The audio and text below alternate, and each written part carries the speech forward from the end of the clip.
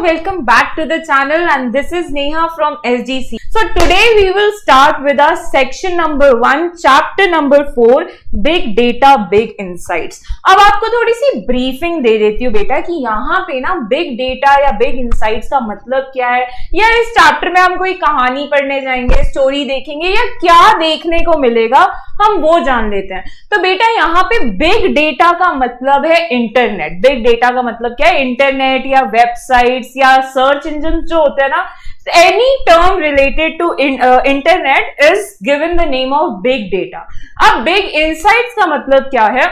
Insight कहने का मतलब नजरिया, ओके, कि हमें क्या क्या चीजें वहां पे देखने को मिलती हैं, सीखने को मिलती हैं, कैसे हम उसको डे टू डे लाइफ में यूज करते हैं, उसका use all over the world कैसे हो रहा है, लोग एक दूसरे पे क्यों डिपेंडेंट हो रहे हैं इसके लिए, ये सारी बातें हम इस चैप्टर में पढ़ेंगे।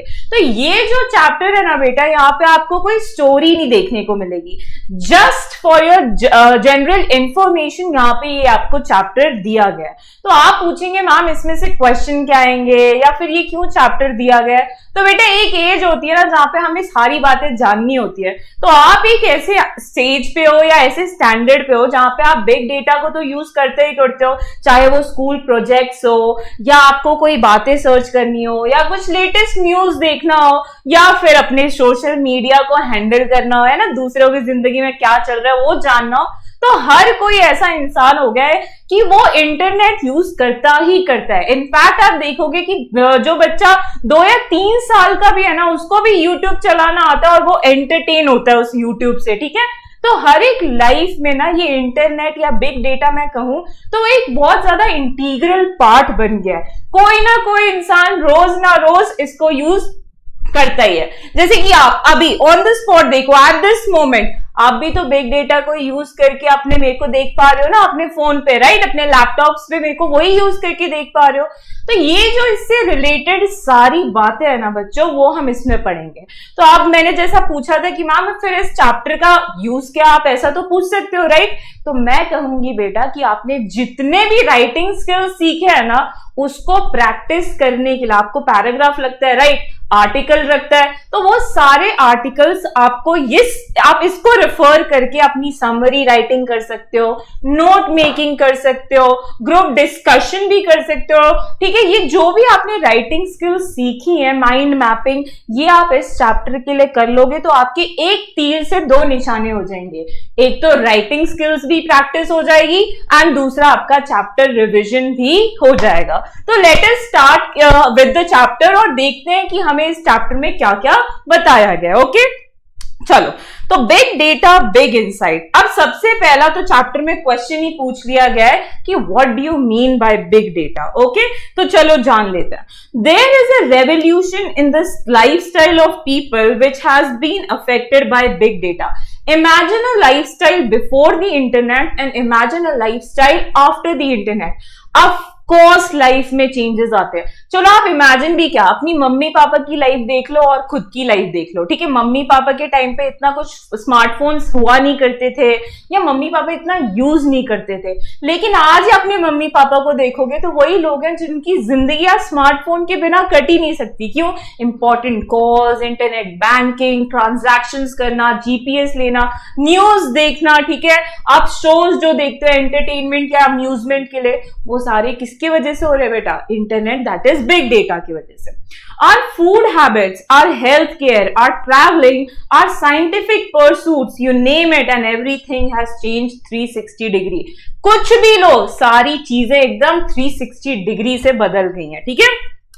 The massive data available with us can really work wonders, और ये एक जादू की तरह काम कर सकता है, ऐसा इसने किया है। Okay Friends, do you know what happens when we like a post on Facebook or share a post on WhatsApp, visit any website, make online purchases or watch videos? जैसे कि मैंने बोला है, आपको ये ना थोड़ी सी जनरल इन्फो देगा कि आपके जो स्मार्टफोन्स में डिफरेंट एप्स होते हैं या वाईफाई से जब आप कनेक्ट करते हो तो अलग अलग चीजें जो यूज करते हो with the help of internet, वो एक्चुअली होती क्या है और उनके पीछे चलता क्या है, ठीक है। तो वो पूछ रहे, हमारे चैप्टर पूछता है कि जब भी तुम कोई फेसबुक पोस्ट लाइक करते हो हो या कोई स्टोरी शेयर करते हो किसी भी सोशल मीडिया पे, तो एक्चुअली होता क्या है उसको पता है? जिसको पता है ना वो फटाफट मुझे कमेंट में लिख के बता दे।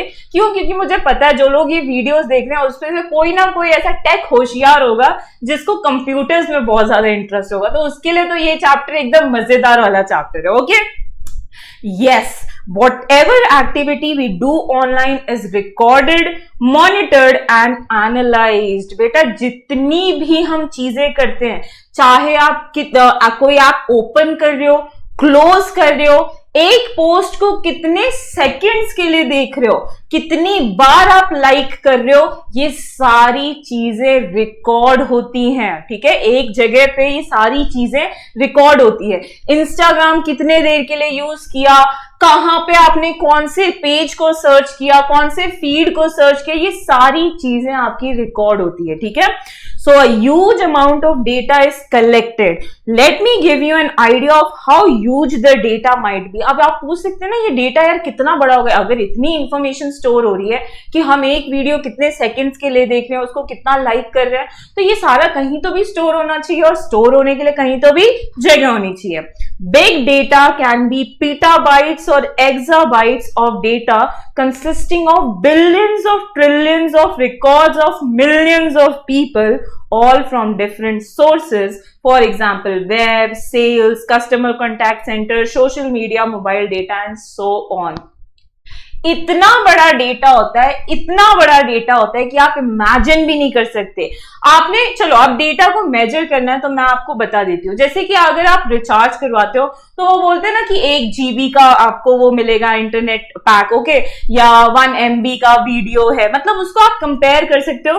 तो यहाँ पे ये पीटाबाइट्स मतलब 10⁻12 की मात्रा में होता है। सोचो इतना बड़ा वो डेटा होता है। ठीक है, so the data available to industries and companies is enormously increasing in volume, variation, velocity, veracity and value। तो जो भी कंपनीज ऐप बनाने का काम करती हैं, since number of people increase हो रहे हैं, मतलब एक लोग अभी आपने देखे होंगे 2 से 3 स्मार्टफोन रखते हैं। सोचो हर एक स्मार्टफोन में कितना वो यूज करता होगा, तो उस कंपनी में वो कितना डेटा बढ़ता जाता होगा। तो ये स्पीड से भी बढ़ रहा है और वॉल्यूम से भी बढ़ रहा है क्योंकि इनका यूसेज बहुत ज्यादा हो रहा है। Such a big data is easy to obtain but so massive that it challenges the current computing technologies, and hence big data analytics is used to give insights that were previously incompressible। तो कहने का मतलब क्या कि ये इतने use हो रहे कि कंपनीज के पास इतना टेक्नोलॉजी नहीं है उसको एनालाइज या इंटरप्रेट करने का। तो वहां पे कंपनीज को हेल्प करता है कौन? हमारा big data. Okay, big data analytics is a complex program of examining large and varied data sets or big data to uncover information such as hidden patterns, unknown correlations, market trends and customer preferences। आप देखते होगा ना कि कभी आप एक चीज के बारे में सर्च मार रहे हो, जैसे आप मान लो आपका नया घर बना है, ठीक है, एकदम सुंदर सा घर बना है, तो आपको सजाने के लिए ना उसमें डेकोरेटिव आइटम्स चाहिए होते हैं। तो जब आप Amazon पे डेकोरेटिव आइटम्स देखते हो तो आपको इंस्टाग्राम पे जो एडवर्टाइजमेंट्स है ना उसमें भी वो डेकोरेटिव आइटम ही दिखाते हैं। कहने का मतलब आप जब एक चीज पे जगह पे सर्च करते हो वो आपको अलग अलग एप्स पे अलग अलग जगह दिखाई देते हैं। ऐसा क्यों हो रहा है बेटा? क्योंकि पहली बात तो आपकी एक्टिविटी पूरी रिकॉर्ड की जा रही है और ये एक्टिविटी को ना उससे रिलेटेड जो भी चीजें आपको उनकी तरफ फोर्स किया जा रहा है। ये फोर्स होता किसकी वजह से? ताकि आप वो खरीदो। This is because of big data analytics. Okay बेटा, ये ऐसा मैजिक से नहीं होता कि भगवान ने देखा कि भाई तुमने डेकोरेटिव आइटम सर्च किया तो उसको दूसरी जगह भी दिखा दे। नहीं बेटा, इसके पीछे पूरा AI है, ह्यूमन ब्रेन है जो इसको पूरा एनालाइज कर रहा है, इंटरप्रेट कर रहा है। मतलब उसने ऐसी कोडिंग की है, ह्यूमन ब्रेन ने ऐसी कोडिंग की है, ऐसा AI बनाया है कि वो सारी चीजों को इंटरप्रेट करके आपको वैसे सजेशंस दिखाता है। Okay, with such a huge data available with the industries, they can have innumerable advantages and hence all the industries are trying to reap the maximum benefit from it। तो इसकी वजह से अब जो आप एप्स यूज करते हो या वाईफाई यूज इंटरनेट यूज करते हो, उसका फायदा ना बहुत सारी कंपनीज उठा रही है और आप सोच भी नहीं सकते उस फायदे से वो कितना कमा रहे हैं, बहुत ज्यादा कमा रहे हैं बेटा। Many industries have advanced by miles from their competitors। एक आगे बढ़ता है तो दूसरा उससे आगे बढ़ने की कोशिश करता है, वो कुछ निकालने की कोशिश करता है, वो उससे ज्यादा कुछ अच्छा निकालने की कोशिश करता है ताकि कस्टमर्स उसकी कंपनी की तरफ अट्रैक्ट हो। Okay, it's not the amount of data that is important but what the organisations do with the data is what matters. ये नहीं मैटर करता ये डेटा कितना बड़ा है, कितना भारी है, नहीं, उस डेटा को खरीदने के बाद वो उसको कैसे यूज कर रहे हैं वो एक्चुअली मैटर करता है। ठीक है, so this was the briefing की हमारा जो चैप्टर है ना बिग डेटा बिग इनसाइट्स, वो है किसके बारे में। ठीक है, अब हम पढ़ेंगे what are the uses of big data, कि ये जो बिग डेटा तो है ही है, हम इसको यूज कहां करते हैं एक बार वो जान लेते हैं। ओके, तो चलो let us start with the uses of big data. Although ये कभी कभी यूज भी हो सकता है, कभी कभी नुकसान भी हो सकता है, everything has its own benefits and disadvantages. Okay, तो आप जान लेते हैं कि इस बिग डेटा को हम अपनी लाइफ में यूज कैसे कर रहे हैं या कंपनीज कैसे यूज कर रही हैं to make profit from it. ठीक है, तो सबसे पहला जो उन्होंने दिया है ना बेटा, लोकेशन ट्रैकिंग। कहीं आपका फोन गुम हो जाए तो आप सीधा लोकेशन ट्रैक करते हैं कि वो कहां पे किस सिग्नल में पकड़ा जा रहा है, किस एरिया में वो सिग्नल दे रहा है, एंड देन आप वो अपना फोन ढूंढते हैं। ठीक है, तो ये जो लोकेशन ट्रैकिंग होती है ना बेटा, तो ये जो रॉ है RAW, ओके, जो अपने टेररिस्ट को पकड़ती हैं या अपनी जो नॉर्मल पुलिस भी है, ठीक है, कि कभी किसी क्राइम को हुआ है तो किसी थीव को पकड़ना है जो फोन चुरा के भाग गया है, ठीक है, फोन चोरी हो गया, या कोई एनी अप्लायंस, जो भी स्मार्टफोन्स हो, स्मार्ट लैपटॉप्स, एनीथिंग, तो उसको किया जाता है लोकेशन ट्रैकिंग से। ठीक है, चलो अब इसको कैसे एक्चुअली यूज करते हैं वो देख लेते हैं। Big data has been useful in identifying and tracking the exact location of a place। आपको कहीं घूमने जाना है, मान लो आपने प्लान किया भाई मेरे को तो केदारनाथ जाना है, कैसे जाना है, वो कितनी दूर है, उसका रास्ता क्या है, रोडवे से कितना टाइम लगेगा, रेलवे से कितना टाइम लगेगा, ये सारी बातें आपको ये location that is Google map तो आप यूज करते ही हो, वो सारी बातें पता चलती हैं कि नहीं पता चलती हैं। मतलब कोई एक जगह आपकी लोकेशन से कितना दूर है आपको एग्जैक्ट डिस्टेंस पता चल जाता है, ये भी बता देता है कि वो कितनी दूर है और आपको जाने में कितना टाइम लग सकता है। Your GPS and Google maps make use of big data. GPS का फुल फॉर्म होता है बेटा ग्लोबल पोजिशनिंग सिस्टम, जो आपको अलग अलग रास्ते दिखाता है, ठीक है, जो कि आप गूगल मैप्स के द्वारा यूज करते हो।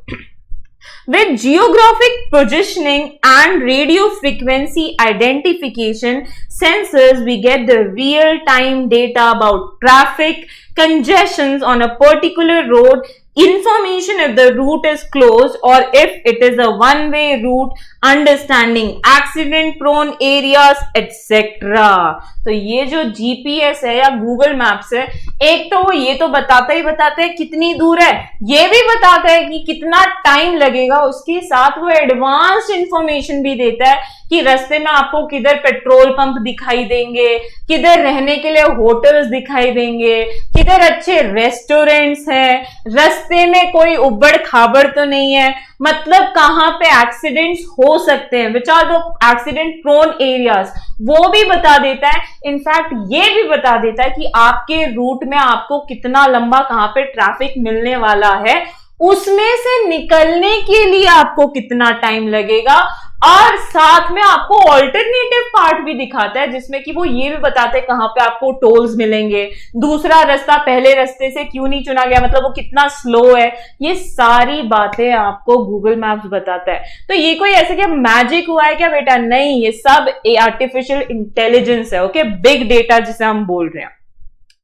You can plan your own route according to the travel time and the transportation of goods। तो हम अपना रास्ता खुद भी चूज कर सकते हैं कि किधर से क्या करना है, किधर से कितनी दूर जाना है, कैसे करना है, क्यों करना है। ठीक है, If you have ordered something online, you can track the location of your goods in transit. You can also track the condition of the goods. तो अब अगर आप कोई ऑनलाइन शॉपिंग वाले ऐप से कुछ चीजें ऑर्डर करते हो तो आप ये भी जान लेते हो कि वो ऑर्डर हुआ है कि नहीं हुआ है प्लेस, आपका ऑर्डर उस जगह से निकला है या नहीं निकला है, निकला है तो कहां है, कौन सी जगह पे पहुंचा है और आपके पास किस तारीख को कितने टाइम तक पहुंचेगा ये भी बता देता है। ओके, दिस हैज, अगर चलो इससे पहले मैं आपको बता देती हूँ कि अगर आपने जोमैटो यूज किया होगा, खाने वाला ऐप है ना, स्विगी भी यूज किया होगा, तो जब भी आप ऑर्डर करते हैं ना बेटा, तो फिर पहले आपको दिखाता है the restaurant has accepted the order,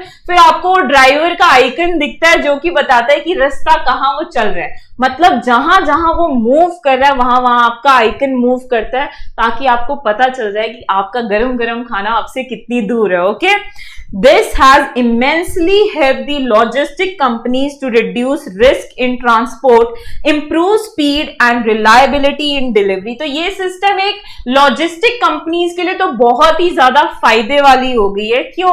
क्योंकि कहाँ उनका गुड्स पहुंचा है, कैसी कंडीशन में है, ड्राइवर कितनी देर के लिए कहाँ पे रुका था, ये सारी बातें उस लॉजिस्टिक कंपनी को पता चलती हैं, जिसकी वजह से वो अपना स्पीड इंप्रूव कर सकता है, जिसकी वजह से वो प्रॉफिट बहुत ज्यादा अर्न करता है। यहाँ कहाँ पे रिस्क हो सकता है, मतलब रिस्क को कैसे रिड्यूस कर सकते हैं। तो ये जो चीज है ना लॉजिस्टिक कंपनी के लिए तो एक बूम की तरह काम कर गई है। ठीक है, तो इस तरह से आपका जीपीएस जो पहला यूज है दैट इज ट्रैकिंग जिसे हम बोलते हैं, उस तरह से हम बिग डेटा को अपनी लाइफ में यूज करते हैं। ठीक है, तो ये बिजनेस पर्पस के लिए भी हो सकता है एंड पर्सनल पर्पस के लिए भी हो सकता है।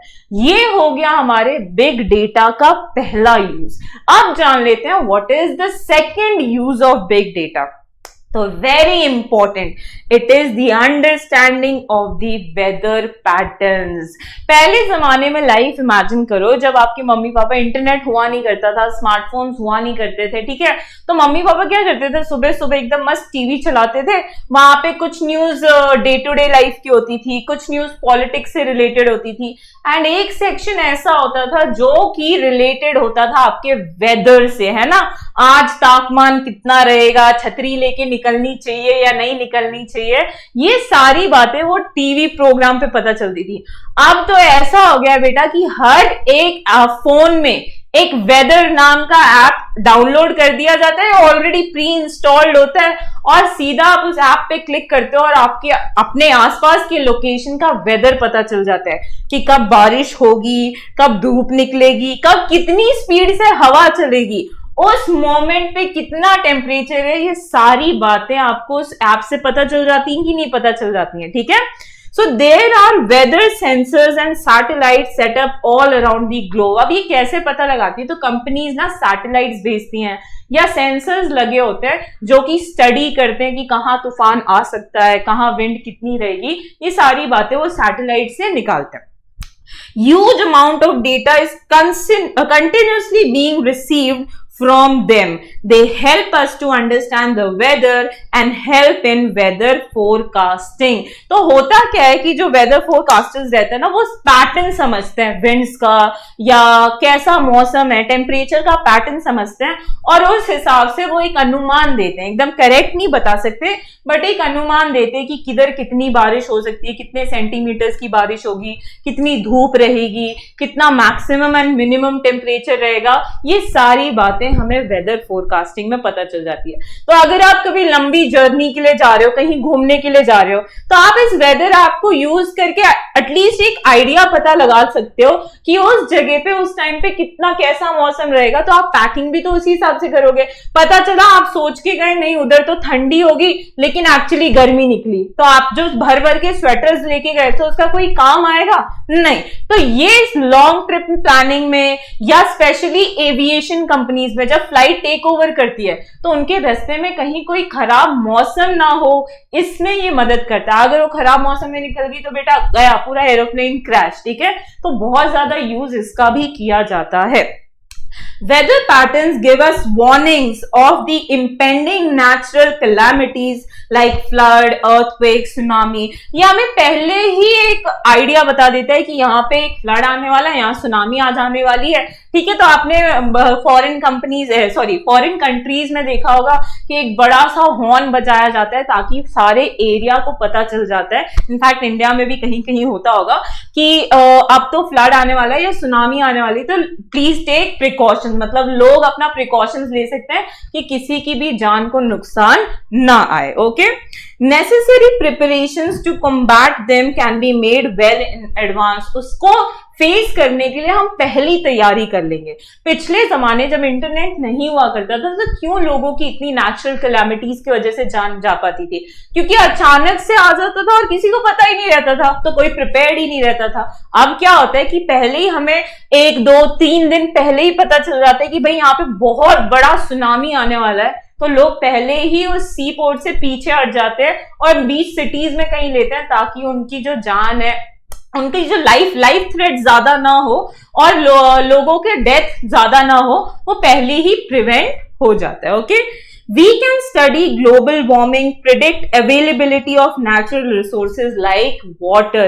हम ग्लोबल वार्मिंग भी पढ़ सकते हैं और उसके साथ हम किसी जगह की वाटर अवेलेबिलिटी भी जान सकते हैं, जिसकी वजह से हम प्रिवेंटिव एंड पॉजिटिव मेजर्स पहले ही ले सकते हैं उधर की एरिया की कंडीशंस को समझने के लिए एंड इम्प्रूव करने के लिए। So this was the second use, that is understanding the weather patterns, कि कैसे हम बिग डेटा को यूज करते हैं अपनी लाइफ को और इम्प्रूव करने के लिए। ठीक है, तो इस लेक्चर में हमने जाना that what is big data, उसकी ब्रीफिंग ली एंड हमने 2 यूजेस ऑफ बिग डेटा देखा। सबसे पहले हमने देखा लोकेशन ट्रैकिंग एंड दूसरा हमने देखा अंडरस्टैंडिंग द वेदर पैटर्न्स। अब पढ़ लेते हैं that what is the third use of big data. तो it is used in health care industry, जो भी मेडिसिन बनाती हैं या हॉस्पिटल्स आप देखते हो उसमें भी ये जो बिग डेटा है ना बहुत ज्यादा यूज किया जाता है। वो कैसे यूज करते हैं एक बार जान लेते हैं। Today we see that people have become health conscious. तो आजकल के लोग बोलते हैं मैं वड़ा पाव नहीं खा सकता, उसमें बहुत कैलोरीज होती हैं, रिड्यूस फैट्स, इंक्रीज प्रोटीन्स, है ना, जिम जाओ, ये करो। तो बहुत सारे लोग ना आजकल के हेल्थ कॉन्शियस हो गए हैं। The smart watches, other wearable health apps in our phone keep on collecting data. अब ये क्यों कॉन्शियस हो गया ना बेटा, क्योंकि हमारे आसपास की चीजें जो है वो हमें बार बार उसी चीज पे फोकस करवाती है। जैसे आप स्मार्टफोन्स ले लो, उसमें ऐप आता है कि आपने डेली कितना वॉक किया है, उस वॉकिंग से आपने कितनी कैलोरीज बर्न किया है। फोन क्या, अब तो वॉचेस भी ऐसे आ गए जो डेली कैलोरीज कितने आपने एक्सपेंड किए हैं वो बताता है, आपके 1 to 1 स्टेप्स काउंट करता है कि आप कितने स्टेप्स चले हो, एक्सरसाइज के टाइम पे आपकी कितनी हार्ट बीट है, आपका कितना ब्लड प्रेशर है, ये सारी चीजें नापता है सिर्फ और सिर्फ एक स्मार्ट वॉच। तो लोग क्यों ना हेल्थ कॉन्शियस हो, right? We can say that they are our own mini biomedical research devices. तो काइंड ऑफ हमारे लिए ही एक बायोमेडिकल की तरह काम कर रहे हैं। Okay, they detect our heart rate, monitor the patient's sleep pattern, keep a record of his exercise, the distance walk, etc. तो वो जो भी यूजर है वो कितना सो रहा है, उसके सोने का पैटर्न क्या है, कितना डिस्टेंस वॉक कर रहा है, कितना हार्ट रेट उसका दिन ब दिन एवरेज हार्ट रेट निकालता है और उसके एक्सरसाइज का भी रिकॉर्ड रखता है। The analysis of this data collected can give new insights and provide a personalized individual feedback to each and every person. तो इन डेटा को मिला के जो भी फीडबैक तैयार होता है ना, वो इंसान खुद समझ लेता है कि वो क्या मिस आउट कर रहा है, एक्सरसाइज कम कर रहा है या सोने का टाइम ज्यादा या कम है, वो सारी जजमेंट्स ना ये खुद जान लेता है। Okay, Nowadays we have gadgets to monitor blood sugar. Blood sugar नापने के लिए डिवाइसेस आ गए हैं, ब्लड प्रेशर नापने के लिए पर्सनल डिवाइसेस आ गए। सिर्फ आप एक ब्लड प्रेशर वाली मशीन ले लो, बैंड अराउंड पहन लो अपने आर्म में और नाप लो। ठीक है, at homes 24/7 monitoring can be provided to patients in hospitals too. और इन डिवाइसेस की वजह से सिर्फ एक फिंगर पे वो डिवाइसेस लगा देते हैं और उनको पेशेंट्स का 24/7 रिकॉर्ड मिलते रहता है कि उसका हार्ट रेट इंक्रीज हो रहा है, डिक्रीज हो रहा है, नॉर्मल है, ब्लड प्रेशर कैसा है, ग्लूकोज लेवल कैसा है। Okay, With the help of big data, the doctors can now have better diagnosis of any ailment, the effect of any drug, etc. और इन एडवांसमेंट की वजह से, इस बिग डेटा की वजह से हमारी जो डायग्नोसिस प्रोसेस है ना, ट्रीटमेंट वाली प्रोसेस बेटा, वो भी अब थोड़ी एडवांस लेवल पे आ गई। ठीक है, किसी भी बीमारी का जो इलाज है ना बेटा, वो इस टेक्नोलॉजी को यूज करके हम निकाल सकते हैं, उसके जीन्स के बारे में जान सकते हैं, उनको स्टडी कर सकते हैं, उनके पैटर्न्स के with the help of big data, और उसके लिए हम डायग्नोसिस ट्रीटमेंट निकाल सकते हैं। Unnecessary guess work can be significantly reduce. हम कभी बोलते हैं ना फीवर हुआ है तो शायद इसके वजह से हुआ होगा, इसके मतलब हम जो गेस वर्क करते हैं ना वो कम हो जाएगा, और जो श्योरिटी वाले आंसर्स है ना वो हमें ज्यादा मिलेंगे with the help of big data. Past records of the patients can be maintained and better analysis of the health can be obtained। तो हम पास्ट हिस्ट्री भी पेशेंट्स की संभाल सकते हैं और उनके हेल्थ को इंप्रूव करने के लिए अलग अलग तरीके ले सकते हैं। Big data helps in monitoring the outbreaks of epidemics and disease. तो अभी जैसे कोरोना वायरस आया था, तो वैसे ही अलग अलग बहुत पहले एपिडेमिक्स आ चुके हैं जिसके लिए अलग अलग इलाज निकाले गए थे। ठीक है, तो आप एक जब हिस्ट्री देखोगे ना, तो पहले जो एपिडेमिक हुआ था या आज जो इस बार जो एपिडेमिक हुआ है, उसका इलाज बड़ी जल्दी निकला है। क्यों? क्योंकि हमारे पास एडवांस टेक्नोलॉजीज थी बेटा, हमारे पास ये बिग डेटा था जिसने हेल्प किया है इसको फाइट करने के लिए। ठीक है, just when you post your message I am down with flu on WhatsApp or Facebook, it will be monitored and the area affected by flu can be easily located and necessary precautions can be taken। अब देखो, जब आपने corona virus हुआ था, right, तो आपके phone पे एक ऐप डाउनलोड करने के लिए बोला था, जहां पे आपको बोला गया था, पूछा जाता था कि आपकी तबीयत कैसी है, कोई फीवर तो नहीं है, कोई सिम्टम तो नहीं है, जिसपे आप यस या नो टिक करते थे। अगर आप यस टिक करते थे तो आपके एरिया में सारी चीजें देखी जाती थी कि कितने लोगों ने वहां पे फ्लू की कंप्लेन की, उस ऐप पे टिक किया है, और उस हिसाब से नेसेसरी प्रिकॉशंस लिए जाते थे।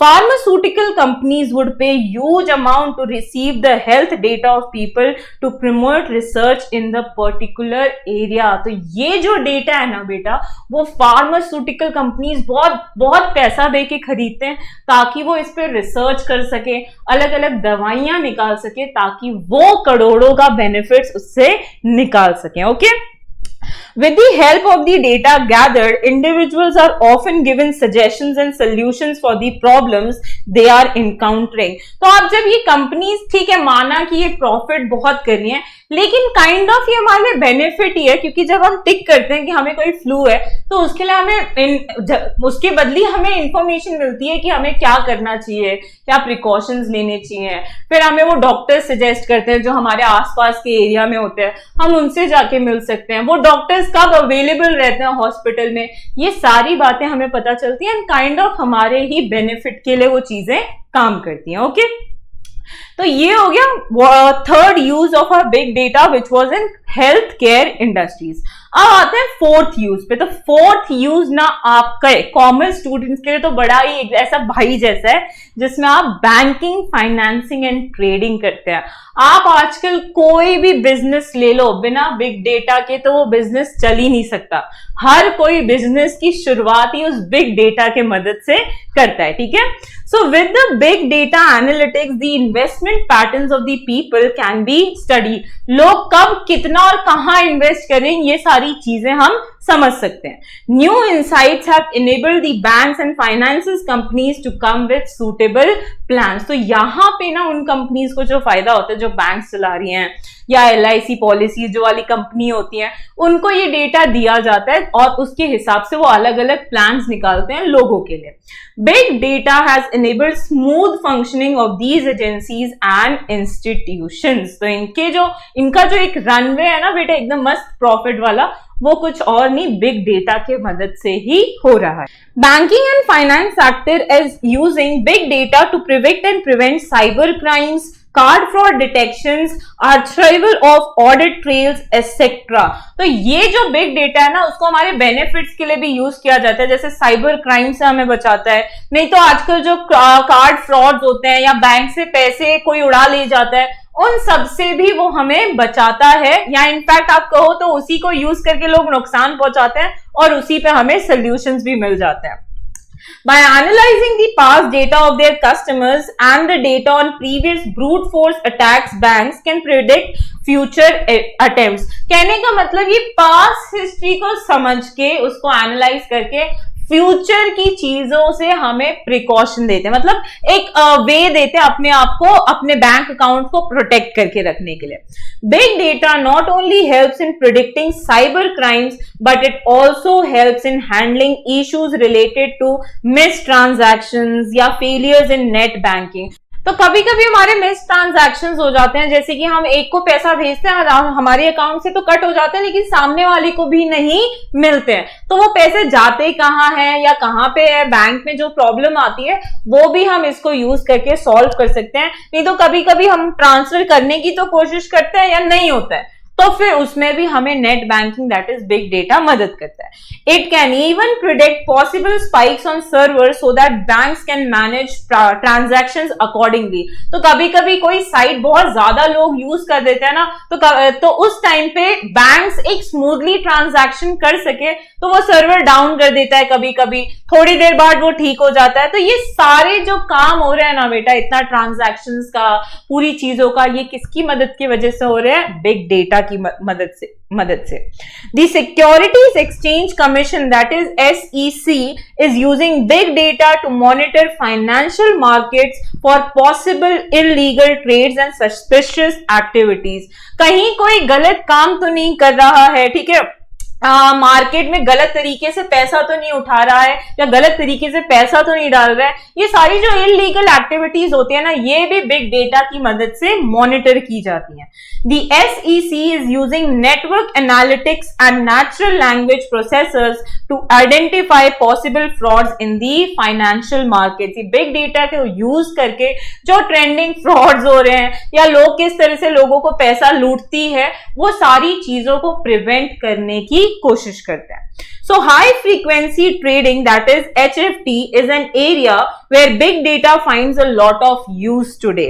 Here big data algorithms are used to make trading decisions. तो आजकल के जमाने में ना बहुत लोग स्टॉक मार्केट में बहुत ही ज्यादा इंटरेस्टेड हो गए हैं ना, तो कौन सा स्टॉक कितना टाइम ऊपर रहेगा, कब वो नीचे जाएगा, वो कुछ सेट ऑफ एल्गोरिथम बनाते हैं और उसको यूज करके उस मार्केट को समझने की कोशिश करते हैं कि, और ये देखते हैं कि कब पैसा इन्वेस्ट करना चाहिए एंड कब नहीं।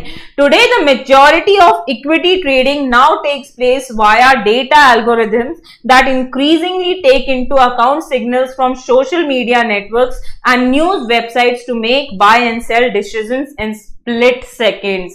कहने का मतलब एक चुटकी में आप मार्केट को देख सकते हो कि डाउन गया है, ऊपर गया है, या कब डाउन जा सकता है या कब ऊपर जा सकता है। ये सब एल्गोरिथम के वजह से होता है और आप उसको समझ के उसी हिसाब से या तो प्रॉफिट भी कर सकते हैं या तो फिर लॉस भी हो सकता है। ओके, कहने का मतलब हम इस हाई फ्रीक्वेंसी ट्रेडिंग में बिग डेटा को बहुत ज्यादा यूज करते हैं उस मार्केट को समझने के लिए। Okay, so this was the fourth use of the big data. अब देखते हैं what is the fifth use. तो it is in the field of sports. When watching a cricket match, we are shown so many permutations and combinations of statistical analysis. Ball कितनी speed से hit की गई है, ball कितनी speed से कितनी दूर जाएगी, ये सारी चीजें कैसे कैलकुलेट हो रही हैं, उसके पीछे भी बिग डेटा ही रिस्पॉन्सिबल है। A gigantic data has been created over a period of time from the recording of matches, training sessions and workouts. The data enables a sportsman to study his performance as well as of other players worldwide. अपनी performance के बारे में तो big data बताता ही बताता है उस sports person को, लेकिन वर्ल्ड वाइड प्लेयर्स के बारे में भी बताता है। It has tremendously help in improving individual as well as team performance improve करने में इसका बहुत बड़ा हाथ है। These sensors embedded in the sports equipment help us to understand our game from close quarters. ये सारी चीजें जो है वो हमें गेम को एक अलग नजरिए से समझने का एक तरीका देती हैं, ओके, वे देती हैं। The sensors help us to understand the field conditions, बारिश कितनी है, बारिश होने वाली है या नहीं होने वाली है, ह्यूमिडिटी कितनी है, ग्राउंड कैसा है, ये सारी, ये पिच कैसा है, ये समझने में बहुत ज्यादा मदद करते हैं ये sensors. Okay, the weather, individual performance, etc. Video analytics help us to see each and every performance minutely. अब जब रिकॉर्डिंग करते हैं तो वो डेटा स्टोर किया जाता है और बाद में आप उसको रिव्यू कर सकते हैं कि वो कैसे किया गया, वहां पे हमने कैसे कौन सी टैक्टिक्स यूज की, उस टाइम पे परफॉर्मेंस कैसा था. ये सारी चीजें एनालाइज करने में भी कौन मदद करता है, हमारा big data. Okay, so this was the fifth use. Let's move to the sixth, that is advertising. जहां देखो वहां एडवर्टाइजमेंट है बेटा. आप फोन खोलो, एक ऐप खोलो, सबसे पहले ऐड दिखेगा आपको. टीवी खोलो तो कंटेंट से ज्यादा ऐड देखने को मिलता है. तो ये बिग डेटा ने तो एडवर्टाइजिंग कंपनीज को बहुत ही ज्यादा प्रमोट किया है. ठीक है, Advertisers are one of the biggest players in big data, जैसा कि मैं बोल रही थी. Be it Facebook, Google, Twitter or any other online giant, all keep a track of the user behavior and transactions. ये सारे apps हैं जो उनके users की हर एक चीज को रिकॉर्ड करके उसको एनालाइज करते हैं. These internet giants provide a great deal of data about people to the advertisers so that they can run targeted campaigns. अब देखो कि अगर आप इंस्टा चला रहे हो, ठीक है, तो अगर आप कंप्यूटर्स में इंटरेस्टेड हो तो आप वही अकाउंट्स फॉलो करोगे ना जो कंप्यूटर से रिलेटेड हो, है ना. ये बात कंपनी समझ लेती है और ये डेटा वो सेल कर देती है कंप्यूटर्स वाली कंपनी को, राइट. तो वो क्या करते हैं कि उस फीड पे, आपकी फीड पे आपको अलग अलग नए नए जो भी एडवांसमेंट्स आया उसका एड दिखाती है और आप बड़े इंट्रिग्ड हो जाते हो उस एड को देखने में कि भाई ये अभी टेक्नोलॉजी आई है, मुझे खरीदना है, मुझे ये यूज करना है. तो आपका ये जो एक्साइटमेंट हुआ ना, सोचो उसके पीछे एक रीजन है, मैजिक से नहीं हुआ. और ये सब किसकी वजह से हो रहा है, हमारे BIG, बिग DATA डाटा. ठीक है, take Facebook for example. Here you can target people based on buying intent, website visits, interest, job roles, demographics and what not. तो फेसबुक पे आज आप देखोगे इतने आपको एडवर्टाइजमेंट दिख जाएंगे, आप जो चाहोगे आपको वो मिल जाएगा. बिग डेटा एक ऐसी चीज है जहां पे आपको कोई भी ऐसी चीज नहीं मिलेगी जिसके बारे में इंफॉर्मेशन नहीं है. हर एक चीज, चाहे वो कितनी माइन्यूट या कितनी जायंट क्यों ना हो, आपको हर एक चीज के बारे में वहां पे मिल जाएगा. Okay, all this data is collected by Facebook algorithms using big data analysis techniques. जो भी आप यूज करते हो, कैसे यूज करते हो, ये सबके लिए एक एल्गोरिदम बनाया जाता है और फेसबुक की कंपनी में जहां डेटा स्टोर होता है वहां पे स्टोर कर दिया जाता है. The same goes for Google. When you target people based on clicks, you will get different results, and when you create a campaign for leads, then you will get different results. जैसा आप जो ढूंढना चाहोगे वैसा ही आपको result वहां पे देखने को मिलेगा. All this is made possible using big data. So this was the sixth use of big data, that is advertising. तो अब तक हमने बच्चों 6 uses देख लिए हैं. Let's move to the next use of big data. So it is in the field of entertainment and media. क्यों नहीं, आपकी जो थिएटर्स में मूवी दिखाई जाती हैं वो किसको यूज करके दिखाई जाती हैं, बिग डेटा. आप जो इंटरनेट या आप जो नेटफ्लिक्स, Amazon प्राइम या यूट्यूब पे मूवीज देखते हो वो भी किसकी वजह से देख पा रहे हो, big data. News channels news इसलिए दिखा पा रहे हैं क्योंकि उनके पास बिग डेटा है. ठीक है, so in the field of entertainment and media, big data focuses on targeting people with the right content at the right time. तो ये पता लगा लेता है कि किस इंसान को ना किस समय पे क्या देखना है और उस हिसाब से वो अपने आप को यूटिलाइज करवाता है. Based on your past views, मतलब आपने पहले क्या देखा है, एंड योर बिहेवियर ऑनलाइन, मतलब आप डिफरेंट एप्स पे क्या चीजें सर्च मारते हैं, you will be shown different recommendations. आप 2 इंस्टाग्राम लो, एक अपना लो और एक अपने भाई का लो, दोनों का आप जब फीड देखोगे ना बेटा तो अलग अलग प्रकार का है. क्यों, क्योंकि आपके भाई का जो फीड है that is based on his interest and आपके जो फीड है वो that is based on your interest, ठीक है। तो आप किसके देर को किसको लाइक कर रहे हो, किस पे कमेंट कर रहे हो, किस वीडियो को कितनी देर पे देख रहे हो, ये सारी चीजों को रिकॉर्ड करके उसके हिसाब से आपको सजेशंस दिखाए जाते हैं। This technique is popularly used by Netflix and YouTube to increase engagement and drive more revenues। ये क्यों यूज किया जाता है? ताकि लोग उसको ज्यादा से ज्यादा यूज करें एंड उनको ज्यादा से ज्यादा पैसे जनरेट हो। जैसे कि मान लो अगर आप Sarang Gujarati commerce academy search मारते हो, ठीक है, आपने ये सर्च मारा तो फिर आपने अकाउंट्स के लेक्चर्स को सर्च मारा, अकाउंट का आप एक लेक्चर सर्च मारते हो, लेकिन नीचे जब आप सजेशन देखोगे तो उसके बाद का वीडियो भी आपको सजेस्ट हो जाता है, तो आप सोचते चलो नेक्स्ट भी देख लेते हैं, नेक्स्ट देखोगे तो आपको नेक्स्ट मिल जाएगा। ऐसे कर करके वो ऐसी कोशिश करते हैं कि आप उस ऐप को ज्यादा से ज्यादा बार यूज करो और उनको उससे उतना ही ज्यादा पैसा जनरेट हो, ठीक है।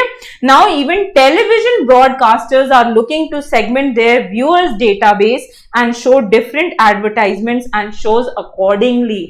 अब देखो ये जो टेक्निक है, ये जो टैक्टिस है, आप टीवी वाले भी अपना रहे हैं कि आप देखो आपके टीवी पे आप कौन सा एड देख रहे हो या नहीं देख रहे हो उसके हिसाब से, या कौन सा कंटेंट देख रहे हो उसके हिसाब से आपको एडवर्टाइजमेंट दिखाया जाएगा। मतलब आ जाएगी ये टेक्नोलॉजी, ज्यादा टाइम नहीं है, ठीक है।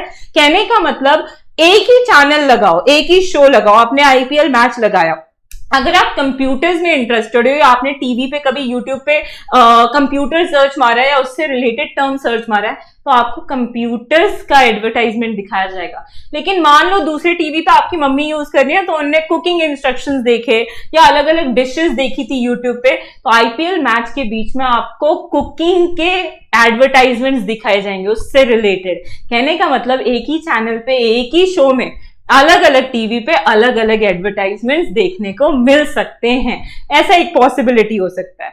This will allow better revenue from ads and will provide a more engaging user experience. इससे क्या होगा कि जो कंपनीज एड वाली उनको ज्यादा से ज्यादा पैसे मिले और लोग वहां पे एंगेज रहे, ठीक है। सो सोचो किस तरह से ये बिग डेटा को यूटिलाइज किया जाता है आपको डिस्ट्रैक्ट करने के लिए या आपका टाइम उसमें इन्वेस्ट करवाने के लिए, ताकि उनके जो रेवेन्यूज हैं वो बढ़ते और बढ़ते ही जाएं, ठीक है। So this was the 7th use. Let's move to the next field that is education industries. अब ये जो एजुकेशन इंडस्ट्रीज होती है वहां तो आप बहुत ही ज्यादा यूज करते ही करते हो, ये बात ऐसा कुछ डाउट वाला है नहीं, ठीक है। तो इसमें है क्या ये जान लेते हैं। Big data has inundated the education industry. It has transformed in it leaps and bounds. तो ये एजुकेशन इंडस्ट्री के लिए ना बिग डेटा ने बहुत ही बड़ी मदद की है। कैसे?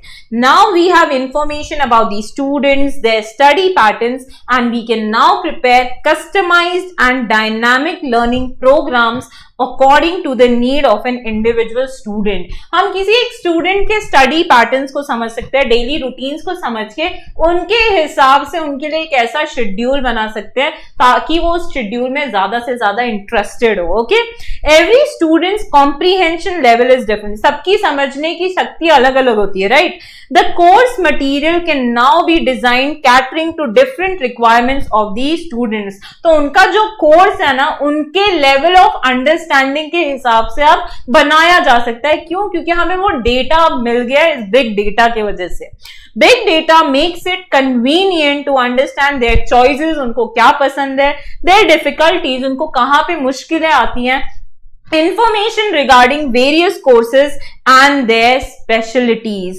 We also have an access to the results. तो ये सारी बातें तो मिलती हैं, उनके results भी हमें जानने को मिल जाते हैं। From the results we can gauge the progress of the students, understand his strength and weakness. तो उस results को देख के हम देख सकते हैं कि जो current program है वो उनको help कर रहा है कि नहीं कर रहा है, और उसमें हमें क्या changes लाने चाहिए, ठीक है। प्लस उनकी strength and weaknesses के बारे में भी हमें पता चलता है। है. This will also help in guiding the student regarding the best career for him based on his mental makeup and abilities. और बहुत इंपॉर्टेंट बात, उनकी स्टडी पैटर्न्स को समझ के, उनकी ये सारी बातें जान के हम उनको ये करियर ऑप्शन की तरह भी ट्रीट कर सकते हैं कि उनको आगे क्या लेना चाहिए, उनका मेंटल मेकअप कैसा है, वो क्या चीजें कर सकते हैं, क्या नहीं कर सकते हैं. ये सारी बातें पॉसिबल हुई हैं only with the help of big data.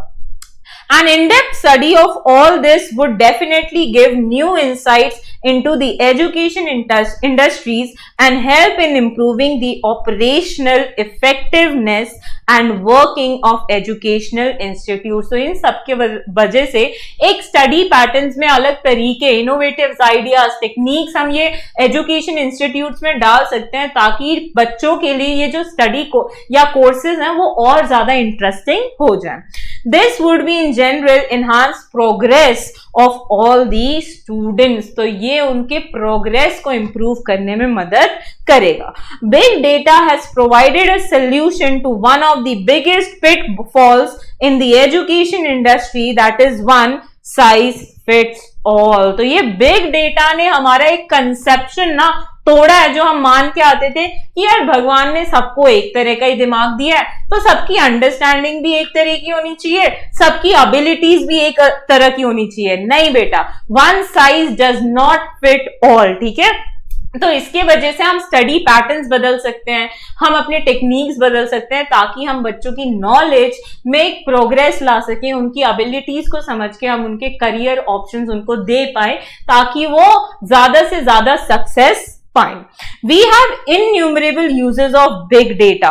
It is helpful in scientific researches, understanding geographical phenomena, helping in the smooth working of the government machinery. तो ये पढ़ के हमें समझा है कि ये जो बिग डेटा है ना, वो इन 7 या 8 चीजों में तो मदद करता ही करता है, प्लस हमें और चीजें भी देता है, जैसे कि साइंटिफिक रिसर्चेस में मदद करता है, ज्योग्राफिकल फिनोमिना को कैसे होता है, क्यों हो रहा है, वो समझने में मदद करता है, और किसी कंट्री के एक पॉलिटिकल सिनेरियो को भी समझने में मदद करता है. It is genie in our hand, it lies in our hand to make the optimum use of it for the benefit of mankind. तो लेकिन ना बेटा, ये जो इंटरनेट के फायदे या नुकसान जो है ना, वो यूज करने वाले पे डिपेंड करता है. अगर आप इंटरनेट को, अपने स्मार्टफोन्स को, इस टेक्नोलॉजीज को अच्छी तरह से यूज कर रहे हैं तो it is a boom for you. लेकिन अगर आप इसको गलत चीजें करने के लिए इस्तेमाल कर रहे हो तो it is a bane for you. ठीक है, so internet can be a boon और कैन बी अ बेन. ये आप पे डिपेंड करता है कि आप इंटरनेट या बिग डेटा को कैसे यूज कर रहे हैं. सो this was the lecture all about your chapter number 4, big data and big insights. I hope all of you understood the chapter, जहां पे आपको बस एक जनरल इंफॉर्मेशन दी गई थी, एक कुछ बातें बताई गई थी कि हम बिग डेटा को कैसे यूज करते हैं, कहां यूज करते हैं. So bye bye for now, we will meet you in the next lecture.